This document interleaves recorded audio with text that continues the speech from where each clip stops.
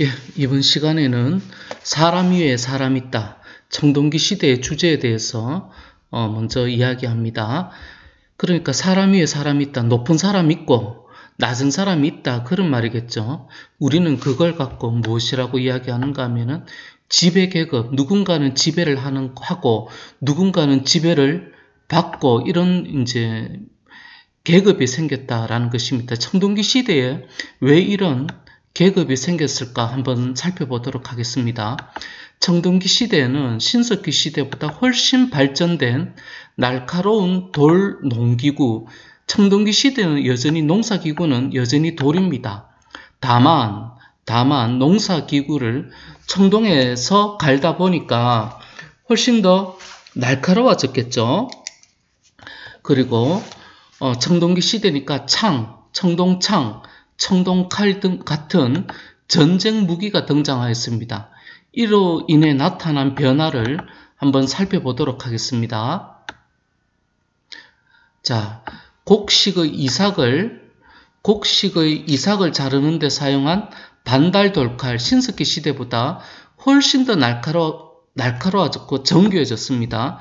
신석기 시대는 이제 농사기구가 요런 좀 끝이 이렇게 뭉뚱하죠. 예, 신석기 시대는 간석기인데 청동기 시대는 훨씬 더 이렇게 정교해졌고 날카로워졌습니다. 돌도끼 훨씬 더 정교해졌습니다. 그리고 청동칼, 여기서 동은 청동을 이야기하고 금은 칼이죠. 비파형은 중국의 악기 비파를 닮았다고 해가지고 비파형 동검, 예, 지배자의 권위를 나타내는 장식용 칼이기도 하지만 전쟁 무기, 청동칼, 그리고 청동창으로 무언가를 찌르는 암각화 그림입니다. 암각화는 암은 바위암, 각은 색일각, 바위에 새긴 그림인데 청동기 시대를 나타내는 청동기 시대를 잘 나타내는 그림입니다. 요 청동창으로 정확하게 사슴이나 멧돼지 목을 찌른다면은 한 방에 사냥에 성공할 수 있겠죠. 자, 아까 번에 청동기 시대는 지배 계급, 그러니까 누군가는 지배를 하고 누군가는 지배를 받는다 그랬죠. 지배를 하는 사람, 지배자의 권위를 나타내는 거대한 고인돌이 우리나라에 참 많이 있습니다. 이 정도 크기의 고인돌을 만들려면 500에서 1500명 정도가 이런 일을 하도록 이제 사람을 이제 썼습니다. 그러니까 500명, 1500명 정도의 사람이 필요한데 이런 사람들을 부릴 수 있는 사람을 우리는 흔히 지배자라고 하겠죠. 요 밑에 이제 바위 밑에 요 땅 밑에 땅을 팝니다. 땅 밑에 이제 시신이 있고 시신 옆에는 무엇도 묻었는가 하면 이런 것들을 묻었습니다. 비파형 동검 같은 거, 이것은 지배자의 무덤입니다. 자, 이제 한번 계속해서 살펴보겠습니다. 이제 생산량적인 측면에서 볼 때 신석기 시대에 비해 청동기 시대에는 농업과 사냥에서 생산량이 크게 늘어났다.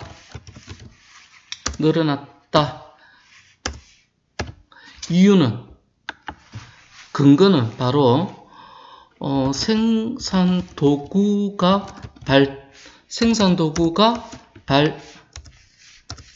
발전했다. 즉 다른 말로 말하면은 신석기 시대보다 정교한 농사기구가 생기고 발전했다. 예. 오타거든요. 신석기 시대보다 정교한 농기구가 생기고 발전했다. 그러니까 쉽게 말해서 청동기 시대는 신석기 시대보다 부자가 많아졌다. 돈을 많이 벌었다. 요즘 말로 말하면 돈을 많이 벌었다. 돈 벌었는 만큼 사람들은 행복해졌을까요? 계속해서 한번 읽어보겠습니다. 그러나 사람의 능력은 모두 같지 않다. 무슨 말인가 하면은 근육으로 똘똘 뭉친 김종국 같은 능력자, 여러분들 러닝맨 보십니까? 러닝맨 보면 김종국 아주 뭐 근육으로 똘똘 뭉친 게임 잘하죠. 이런 김종국 같은 호랑이 같은 능력자도 있으나 초식동물 기린 같은 이광수도 있고 임팔라 초식동물 사슴 같은 지석진도 있습니다.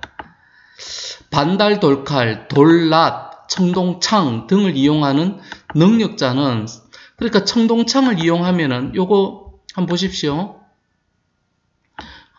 자, 청동창을 보면은 한 방에 사슴의 목을 찌르면은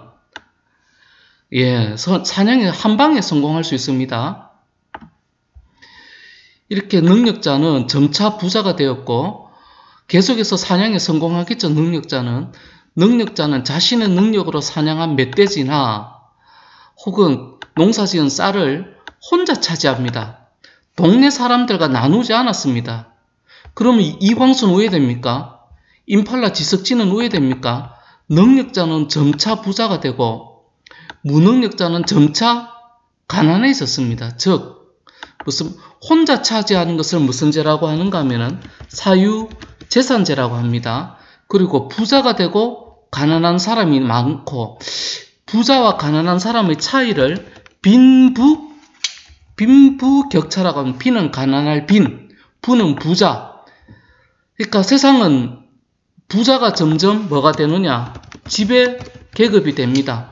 가난한 사람은, 그러니까 지석진도 결혼했습니다. 무능력해도. 그러면은 사냥에 계속 실패하니까 김종국 같은 능력자에게 좀 먹을 것 좀 빌리도록 했겠죠. 처음에는 좀 빌려줬겠죠. 그렇지만 두 번, 세 번 빌리면은 김종국 같은 능력자가 지석진에게 뭐라고 할까요? 니는 못 갚았으니까 뭐가 되라고 했을까요? 노예가 되라고 했겠죠. 지배계급? 우리는 무능력자, 노예 이런 거를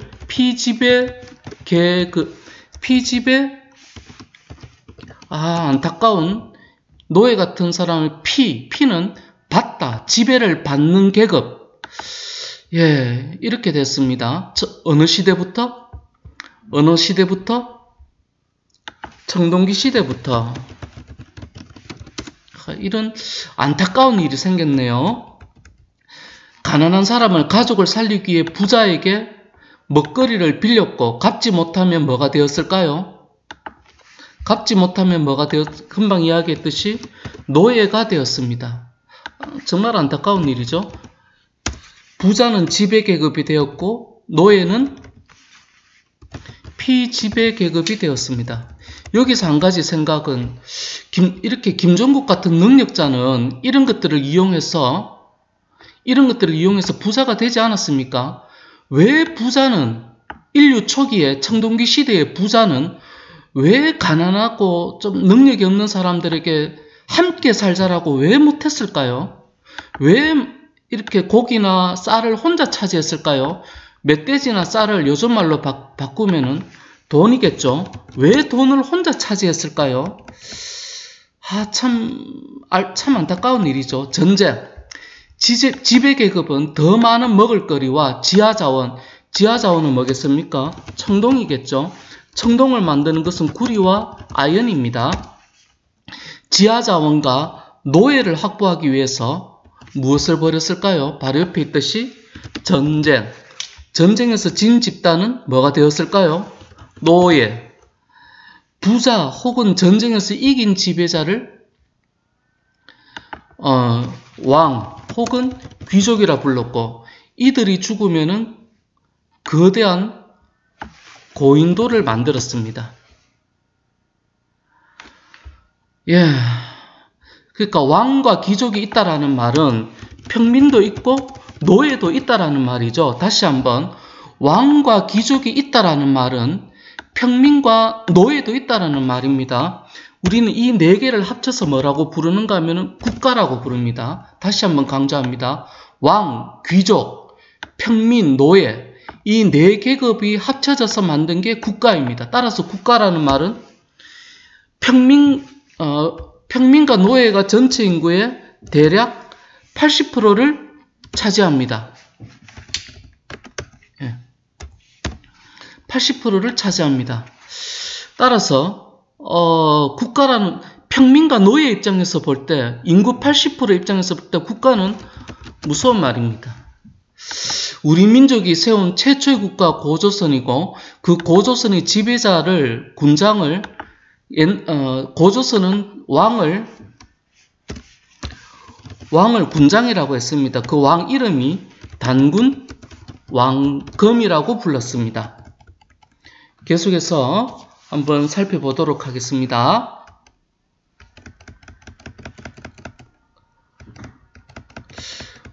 요거 한번 한 걸음 더 가서 생각해 보겠습니다. 다음은 구석기, 신석기, 청동기, 철기시대의 발전은 선사시대는 치우고요. 사람들을 행복하게 해주었을까요?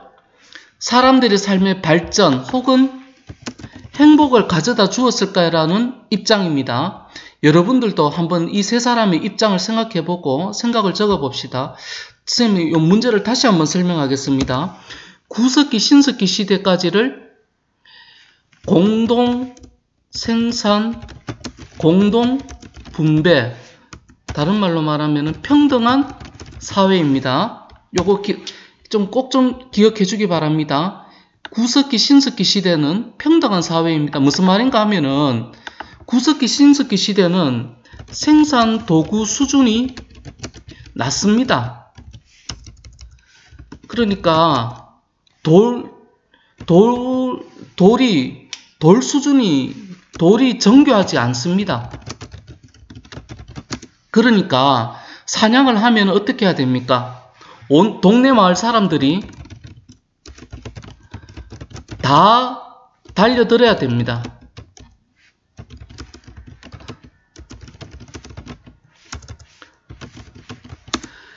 그러니까 돌이 이렇게 그렇게 날카롭지 않으니까 사슴 한 마리, 멧돼지 한 마리 사냥하려고 하면은 동네 마을 사람들이 다 달려들어야 됩니다.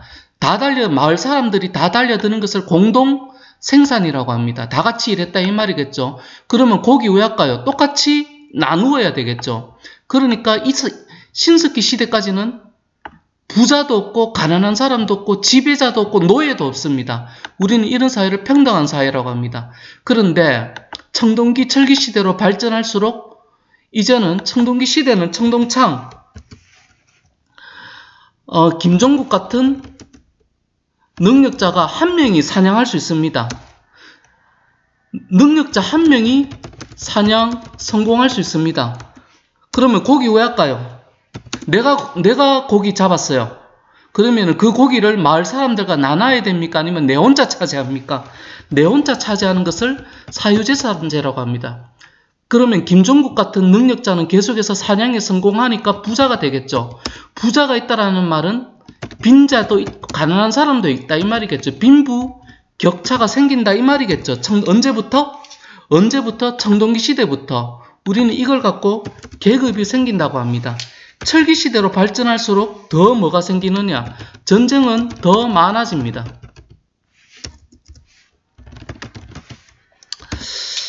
사람들에게 행복을 가져다 주었을까요? 한번 생각해 보십시다. 도구의 발전은 인류의 삶에 발전을 주었어. 많은 사람들이 부자가 되었다. 그리고 강력한 지배자가 등장하면서 국가도 출현했고, 국가가 나왔으니 발전이지. 강력한 무기, 전쟁, 그리고 많은 사람들이 부자가 되었어. 왕도 있고 귀족도 있고 발전을 주었어. 발전은 무슨 불행의 시작이지. 발전의 기준이 뭔데?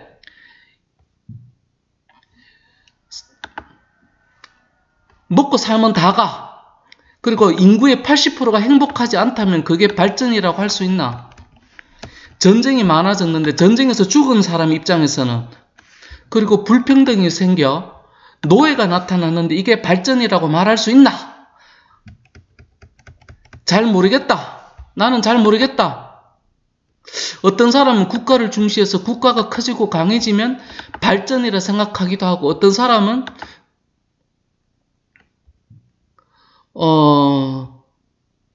국가에 사는 일반 사람들이 중요하기 때문에 국가보다는 일반 사람들을 더 중요하게 사는, 일반 평민들이 더 잘 사는 게 행복하지 않나? 난 잘 모르겠어. 국가가 중요한지 백성이 더 중요한지 잘 모르겠어. 이런 것들은 한번 생각해보고 결정해야 될 것 같아. 한번 더 생각해보겠다. C 입장입니다. 예, 여러분들은 A, B, C 중에 어떤 입장입니까? 이번 시간에는 이까지 하겠습니다. 감사합니다.